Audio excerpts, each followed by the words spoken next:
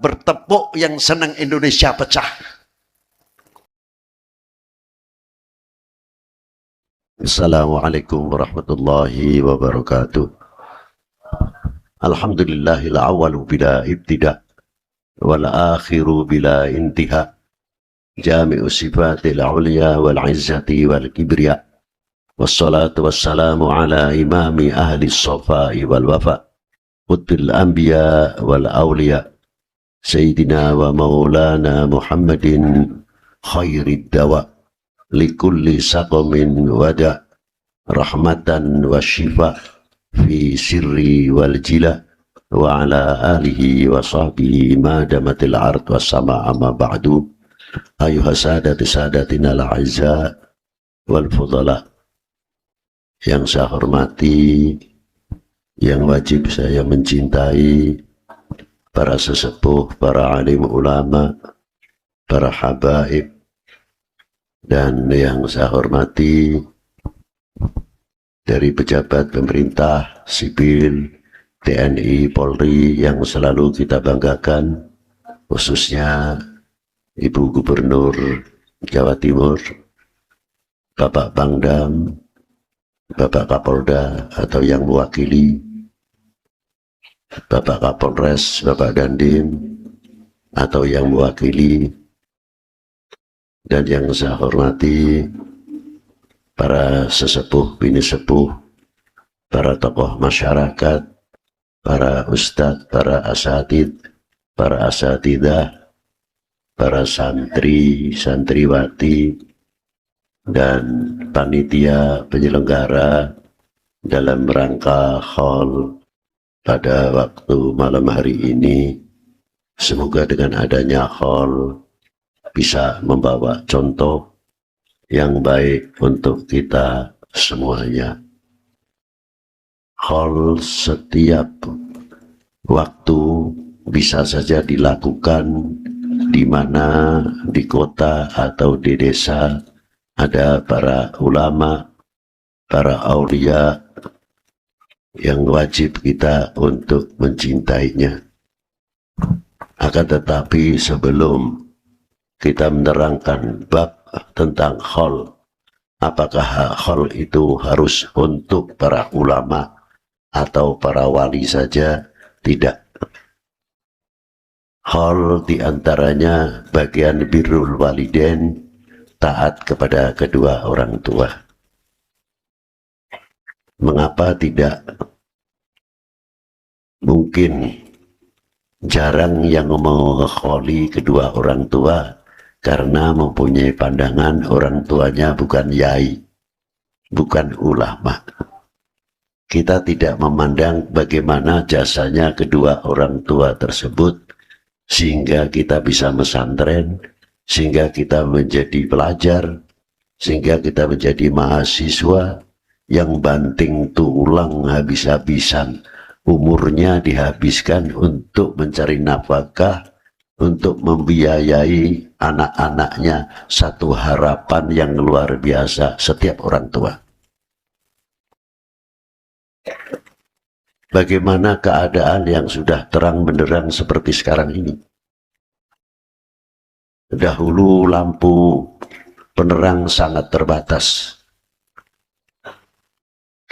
Mulai tahun 60 ke atas mulai ada perubahan-perubahan dari 110 sampai 220 pada 70 ke atas. Tapi saya, mungkin bagi Mas Huri juga ini juga sangat jumpai pada tahun 60-an atau sebelumnya. Saya tinggal di desa Keputaran, Pekalongan.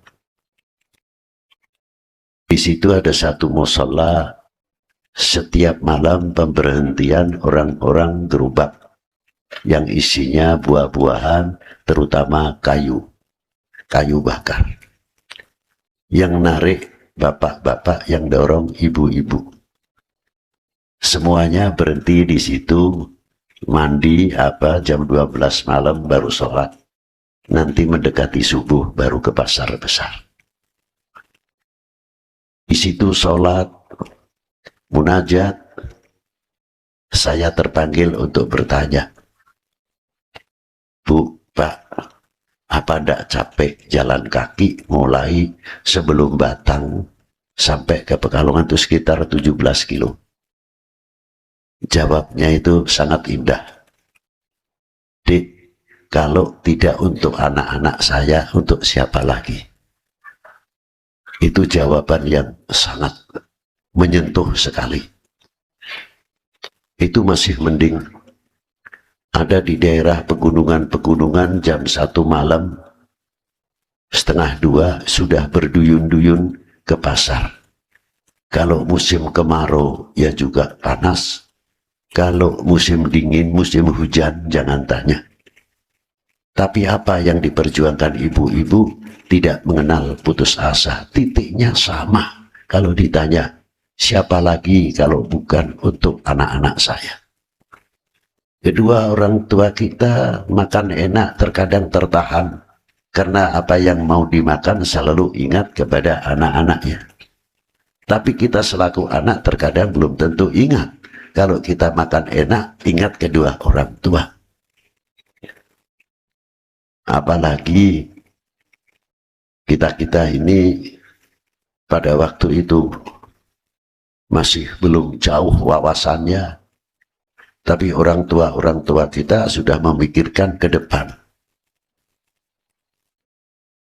Begitu juga seandainya anak-anaknya di pesantren, ada yang puasa 3 hari, mulai tanggal 1, 2, 3. Ada yang berpuasa untuk hari kelahirannya. Semuanya ditujukan kepada anak-anaknya karena mengharapkan anak-anak itu menjadi anak yang berbakti. Taat kepada Allah, taat kepada Rasulnya, taat kepada kedua orang tuanya. Itu semua harapan orang tua. Termasuk kalian. Yang di dalam pesantren sekarang ini adalah membawa satu misi. Apa yang pertama? Harapan orang tua. Beliau kerja mati-matian. Untuk siapa? Untuk kalian. Kalau anak-anak kita di pesantren selalu ingat jasanya orang tua, pasti akan menghemat waktu, akan mempunyai perhitungan yang luar biasa. Karena anak tersebut tidak mau akan mengecewakan kedua orang tua. Sebaliknya, setelah selesai dari pesantren, terbayang selalu, terngiang nasihat-nasihat gurunya. Supaya tidak mengecewakan gurunya dari pesantren menjadi anak yang toleh, bukan jadi anak yang soleh. Jadi pasti akan berpikir bagi anak-anak, membawa amanat yang cukup berat. Ternyata, mau jadi aulia yang besar, mau menjadi ulama yang besar, mau menjadi yang ahli karomah, ilmunya manfaat, kuncinya 2. 1, taat kepada kedua orang tua. 2, taat kepada guru-gurunya. Tidak ada satu wali pun yang tidak tidak taat kepada orang tuanya dan tidak taat kepada gurunya. Semua aulia ilah yang besar-besar. Dan ketika beliau ziarah kepada orang-orang yang soleh, walaupun dirinya sudah luar biasa, masih berziarah kepada ulama-ulama as-salihin, meminta doa untuk anaknya dan untuk santrinya. Siapa di antara yang beliau yang begitu? Al-Imam Muhammad bin Muhammad Al-Ghazali. Ayahnya Sahibul Ihya. Kalau mendengar kedatangan ulama, dikejar. Hanya minta doa anaknya, untuk anak-anaknya. Mendengar ulama lagi datang di mana, dikejar oleh beliau. Akhirnya diberi ijabah oleh Allah Ta'ala, mempunyai 2 anak. Yang pertama Abu Hamid Muhammad bin Muhammad Al-Ghazali, yang kedua Al-Imam Ahmad bin Muhammad Al-Ghazali. Ini barakah daripada ziaratul ulama. Itulah ulama-ulama kita, bagaimana mendoakan untuk putra-putrinya dan untuk para santrinya. Ma'asyiral hadirin rahimakumullah. Beruntunglah kita semua ini masih mempunyai guru, masih mempunyai orang-orang yang soleh, memberikan satu keteladanan kepada kita semuanya. Padahal contoh itu sudah dari dahulu, sudah diberi contoh. Saya ditanya, Beb, apa keistimewaannya ziarah wali 9? Ada. Bukan yang saya biasa tuturkan soal banyak yang ziarah, bukan itu. Saya kagum kepada Imam Rahmatillah atau terkenal dengan Sunan Ampelnya. Tidak satu putrinya yang putra-putrinya yang menjadi orang biasa. Putra yang pertama adalah Syed Hashim atau Raden Qasim Sunan Derajat. Beliau menjabat wali Qutbil Ghauth di zamannya.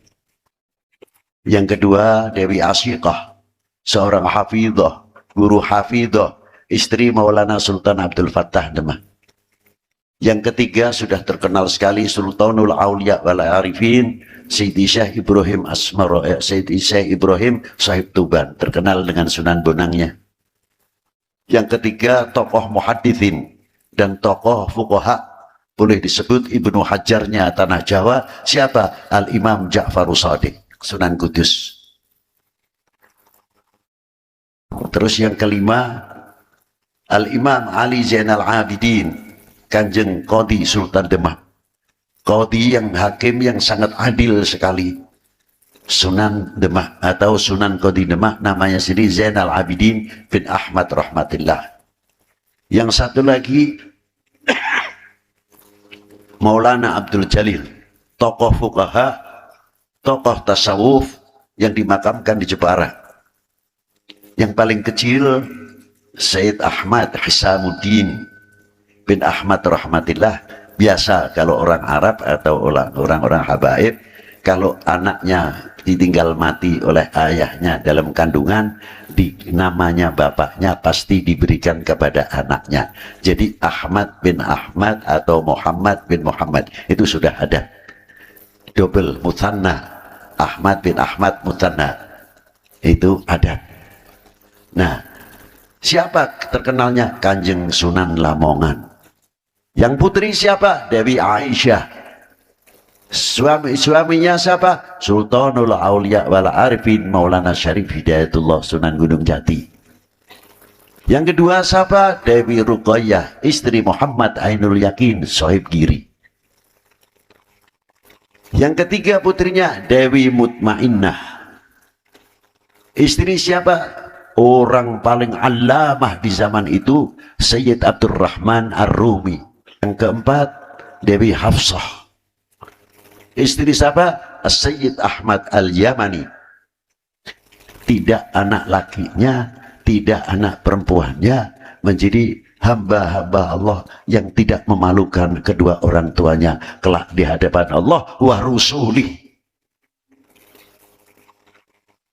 Maka dari itu kita ini jangan sampai bagaimana Rasulullah kasih sayangnya terhadap umat, tapi kita menjadi orang yang memalukan baginda Nabi Sallallahu Alaihi Wasallam di hadapan Allah Subhanahu Wa Taala, atau memalukan kedua orang tua di hadapan Allah Subhanahu Wa Taala, atau memalukan guru-guru kita di hadapan Allah Subhanahu Wa Taala, atau memalukan para pejuang-pejuang kita dari al-ulama al-aulia yang nasrul Islam di Indonesia, dan para pejuang-pejuang yang ikut memerdekakan bangsa ini dari belenggu penjajahan hingga merah putih berkibar kembali. Jasa siapa semuanya itu? Jawab. Jasa para ulama, para aulia, para pejuang dahulu.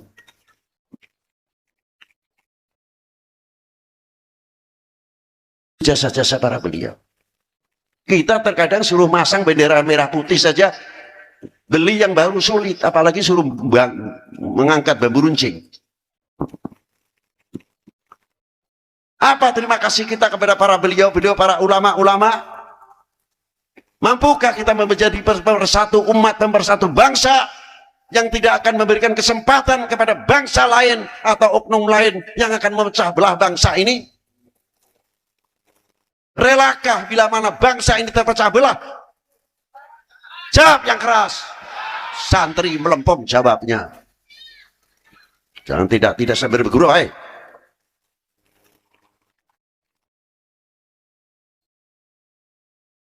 menangis yang di dalam baka. Dia berkorban meneteskan darah, keringatnya. Belum tokoh ulama-ulama kita semuanya. Nangis di dalam kuburnya apabila melihat bangsa ini atau umat ini pecah belah. Mudah dibenturkan, madu diadu domba. Bertepuk yang senang Indonesia pecah. Senang kan? Senang? Senang kalau pecah belah? Sehingga Indonesia bisa dipecah belah, bisa dibagi-bagi Indonesia. Senang kalian? Buktikan kalau tidak senang. Kita harus kompak, rukun umat ini. Harus kompak bangsa ini. Untuk apa? Untuk membahagiakan para pejuang-pejuang, para pendahulu. Ma'asyiral hadirin rahimakumullah. Itu bagian terima kasih kita kepada para beliau.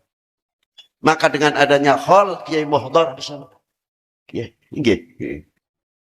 bagian daripada kita mengingat jasa beliau yang diteruskan oleh putranya, sahabat saya dari kecil ya sudah banyak silaturahmi kepada beliau itu. Masih ingat ya? Jadi bukan kenal sama Ki Masyhuri sekarang. Sudah puluhan tahun kita kenal dengan beliau. Maka begitu dengar saya ada hallnya Mbak Kiai Mohdar daripada ayah Mbak Kiai Masyhuri, saya terpanggil, saya ingin datang. Insya Allah untuk memberikan apa? Saya bukan memberikan, untuk mendapatkan barokah dari Allah Ta'ala yang diberikan kepada walinya, yang diberikan kepada sesepuh-sepuh kita. Semoga mengalir kepada kita semuanya dan diberi ilmu yang manfaat fiddin wa dunya wal akhirat. Maka dari itu kuatkanlah persatuan ini. Jangan sampai menjadi santri, menjadi umat yang mudah dipecah belah, menjadi bangsa yang mudah digoyahkan. Paham atau tidak? Wassalamualaikum warahmatullahi wabarakatuh.